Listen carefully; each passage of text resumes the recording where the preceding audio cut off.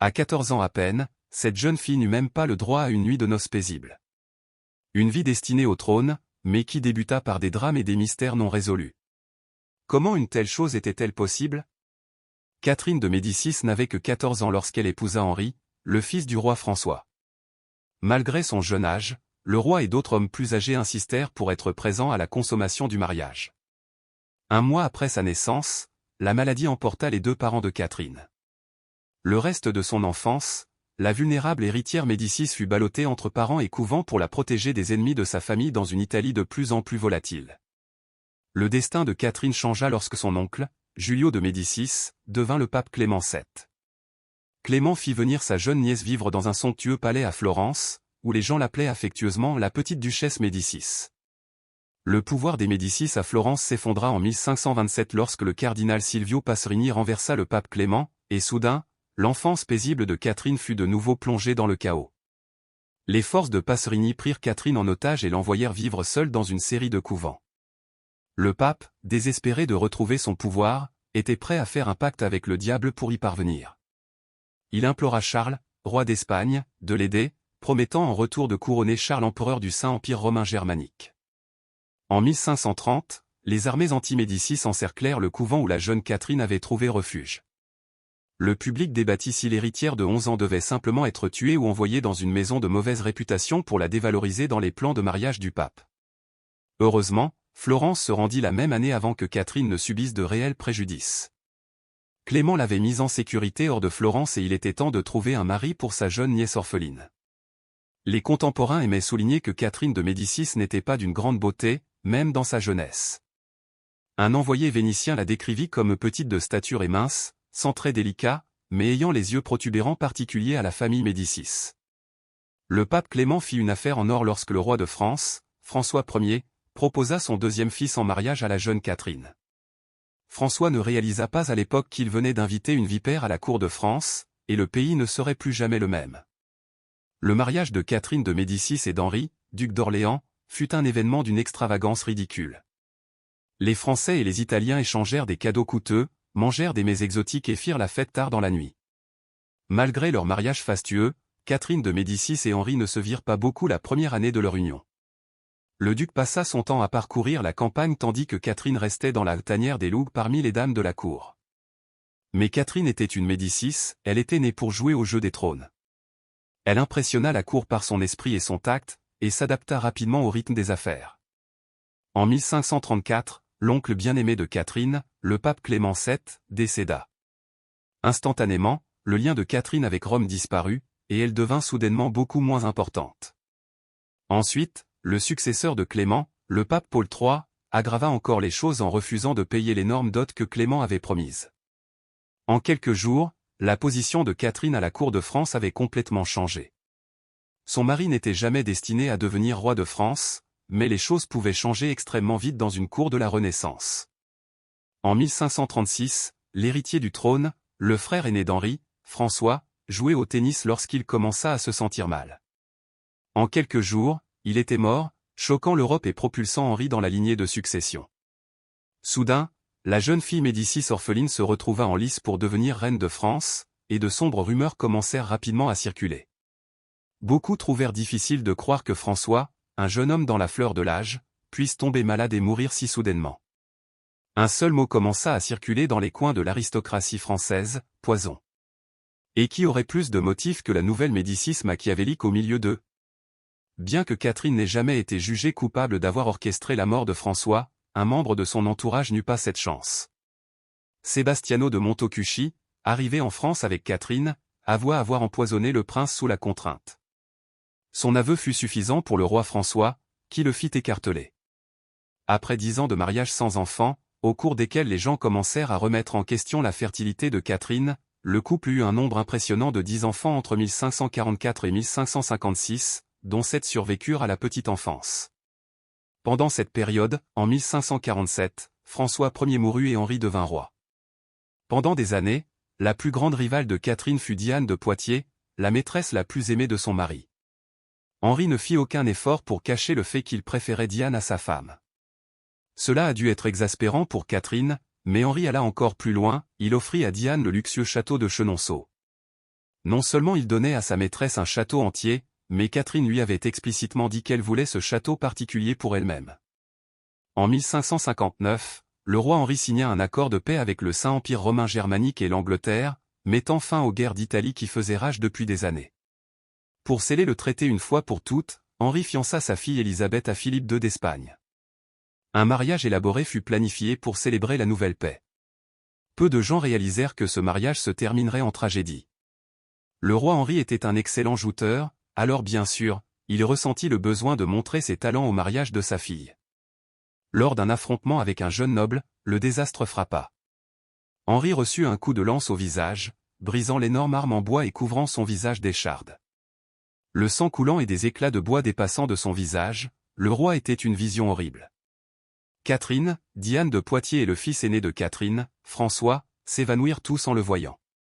Henri fut transporté d'urgence chez un chirurgien, mais ses blessures étaient encore pires qu'elles n'y paraissaient. Les chirurgiens retirèrent 5 énormes éclats de la tête d'Henri, mais les dégâts étaient faits. Ils avaient percé son œil et son cerveau, 2 choses qu'il n'est notoirement pas censé percer avec d'énormes éclats. Il finit par perdre la vue et la capacité de parler, et le 10 juillet 1559, il mourut à l'âge de 40 ans. Catherine fut dévastée. Son fils aîné, François II, monta sur le trône à seulement 15 ans. Bien qu'il fût techniquement adulte, il était à peine apte à régner seul, et comme Catherine était encore en deuil, un vide de pouvoir se développa, un vide que 2 frères fourbes de la maison de Guise s'empressèrent de combler. Dans ce qui s'apparentait essentiellement à un coup d'État, les frères Guise s'installèrent au Louvre et prirent leur place de conseillers du jeune roi. François était roi de nom, mais tout le monde connaissait la sombre vérité, les frères Guise étaient aux commandes. Mais pour combien de temps? Une fois que Catherine se fut remise du choc de la mort de son mari, elle constata que les Guise contrôlaient presque entièrement le royaume de son fils.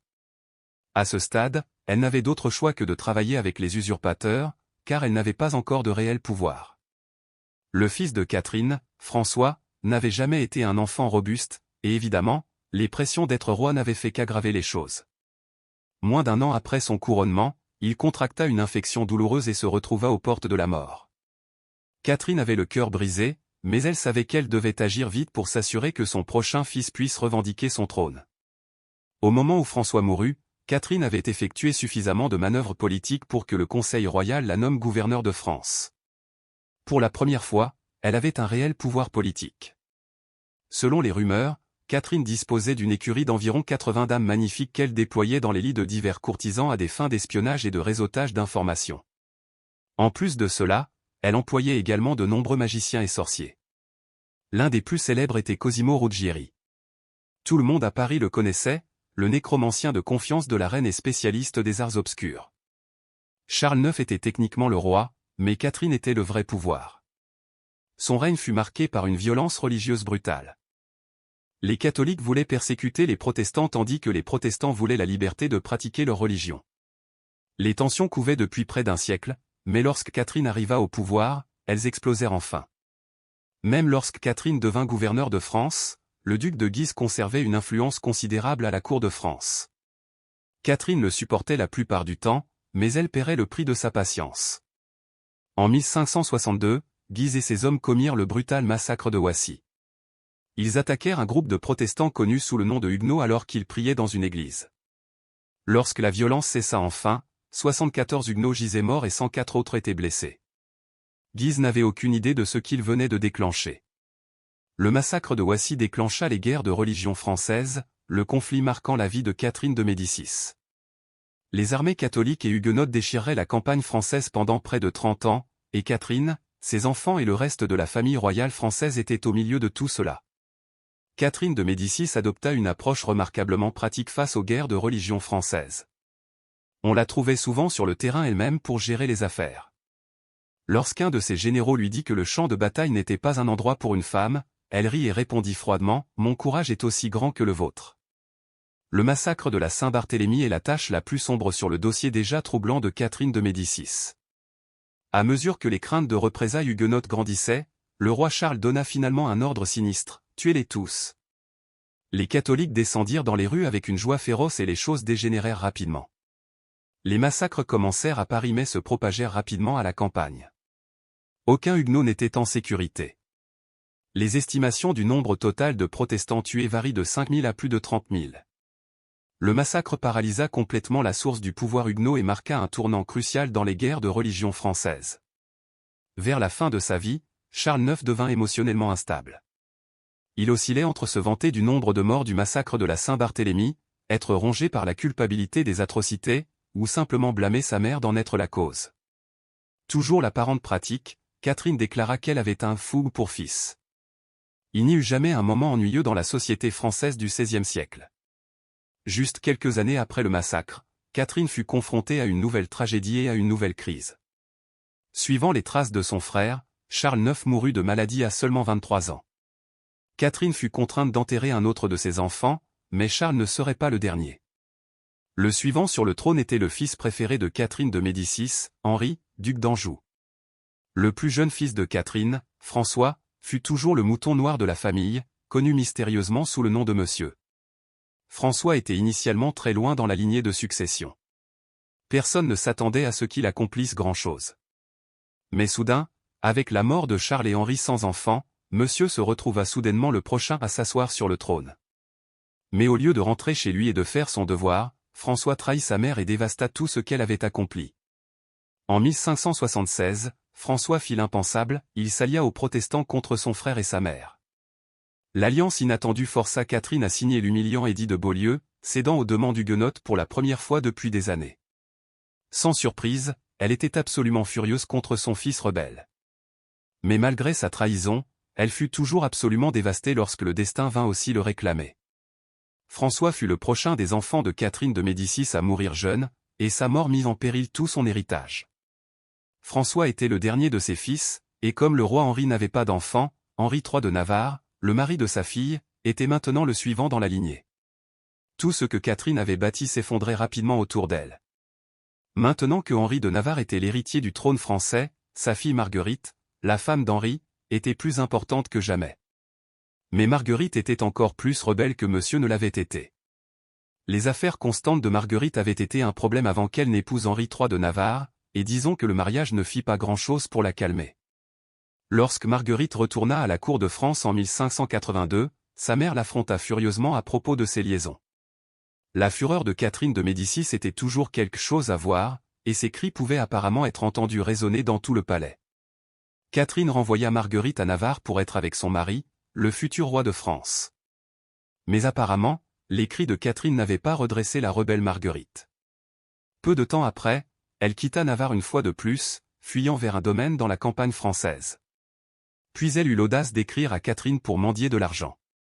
Dégoûtée, Catherine n'envoya à sa fille que de quoi manger, mais d'une manière ou d'une autre, Marguerite n'avait pas fini de semer le désordre. Elle prit encore un autre amant, un homme nommé Doac. C'était la goutte d'eau. Catherine en avait assez des pitreries de sa fille. Après avoir appris l'existence de Doac, Catherine fit enfermer sa fille dans un château et la raya complètement de son testament. Elle ne revit plus jamais Marguerite.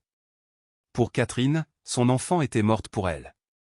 Les plans de Catherine pour ce qu'il fallait faire de Doac étaient trop cruels même pour son fils le roi Henri. Henri fit exécuter Doac, mais pas comme Catherine l'avait voulu, devant Marguerite. Henri III appréciait les conseils de sa mère, du moins jusqu'à ses derniers jours. Catherine avait contracté une infection pulmonaire et était alitée.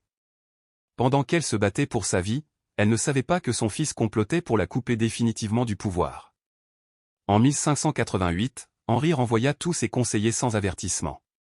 Beaucoup d'entre eux étaient à la solde de Catherine, et ce mouvement stupéfiant laissa Catherine avec pratiquement aucune influence à la cour. Après avoir renvoyé tous les amis de sa mère, le duc de Guise était l'une des dernières personnes entre Henri et le pouvoir absolu. Catherine l'avait déjà averti que se débarrasser de Guise serait un désastre, mais Henri voulait du sang. En décembre 1588, Henri invita Guise à le rencontrer dans ses appartements. À son arrivée, il trouva la garde personnelle du roi qui l'attendait. Ils se jetèrent sur lui avec leurs épées, et à ce même instant, le reste de la famille Guise était également raflé et tué. Pour la première fois de sa vie, Henri avait complètement ignoré sa mère et agi de son propre chef, et il en paierait le prix. Le meurtre du duc de Guise, commis expressément contre les souhaits de Catherine, eut lieu directement au-dessus de la chambre où elle gisait mourante. Une fois l'acte accompli, le roi Henri s'aventura en bas et annonça la nouvelle à sa mère lui-même, « S'il vous plaît, pardonnez-moi, Monsieur de Guise est mort. On n'en parlera plus. Je l'ai fait tuer. Je lui ai fait ce qu'il allait me faire. Catherine mourut quelques jours plus tard, et certains crurent que le choc des actions de son fils fut le point de non-retour. Après avoir dévasté la famille Guise, Henri arrêta plusieurs autres personnes qu'il considérait comme des ennemis politiques. 8 mois seulement après la mort de Catherine, le karma frappa à la porte d'Henri III. La purge de ses ennemis politiques ne fit pas grand-chose pour calmer le chaos à la cour de France, et il fut finalement poignardé à mort par un fanatique catholique. Après la mort de Catherine et de son dernier fils, Henri III, le gendre de Catherine s'empara du trône sous le nom d'Henri IV de France. Cependant, il annula rapidement son mariage avec la fille de Catherine, Marguerite, et la remplaça par la propre cousine de Catherine, Marie de Médicis. Catherine de Médicis a joué au jeu des trônes, et l'a bien joué pendant des décennies. Mais comme de nombreux nobles français, elle finit dans un lieu de repos extrêmement ignoble. Les ossements de Catherine, ainsi que ceux de nombreux autres rois et reines de France, furent déterrés pendant la Révolution française et jetés sans cérémonie dans une fosse commune.